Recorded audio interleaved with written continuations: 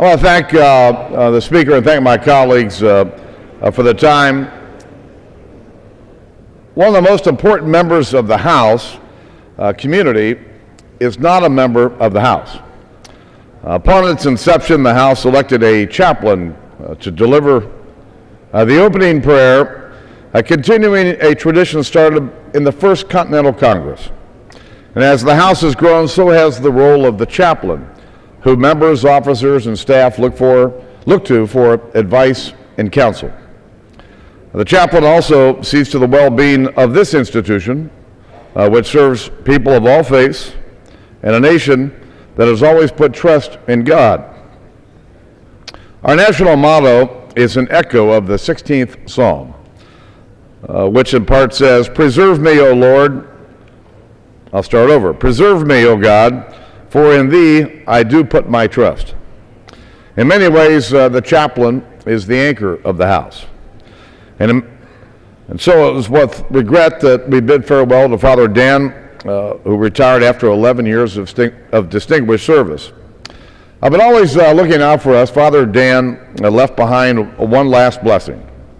He recommended someone who he felt would be a worthy successor. And to no surprise, Father Dan was right. Father Pat Conroy comes to us from the Northwest.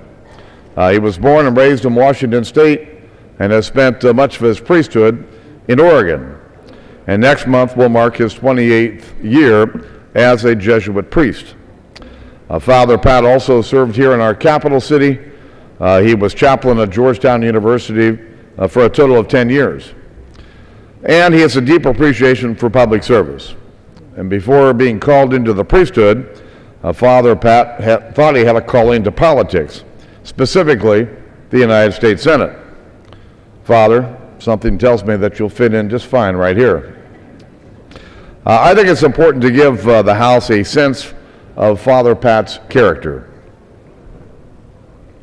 And this is from a letter he wrote expressing his willingness to serve as chaplain. And it says as follows: "As a Jesuit, I believe that it a part of my calling to find God in all things, and to discover the Spirit of God present in the people I encounter and whom I serve. I wish to say that I'm ready and willing, should those to be served deem me worthy of this ministry.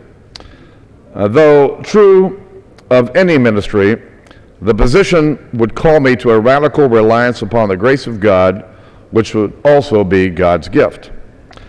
I think it's clear that this loyal servant of the faithful is uniquely suited to serve as chaplain of the People's House."